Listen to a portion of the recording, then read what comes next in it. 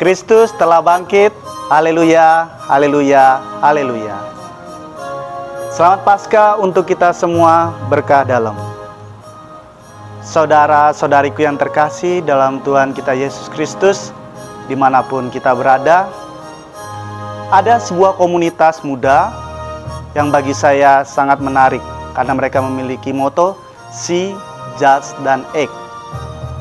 Bagaimana dalam komunitas tersebut mereka melihat pengalaman hidup mereka menilai dan meneranginya dengan kitab suci, dan akhirnya mereka melakukan tindakan-tindakan konkret. Pada Paskah tahun ini, gereja mengambil bacaan dari Injil Yohanes, di mana Yohanes ketika itu datang ke makam dan melihat makam telah kosong.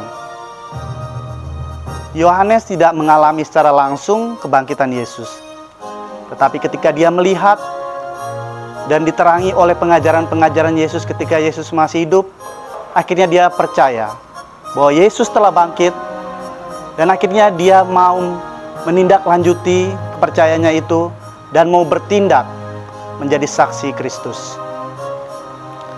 Kita pun sebagai umat Kristiani, kita diajak untuk see, judge, dan act.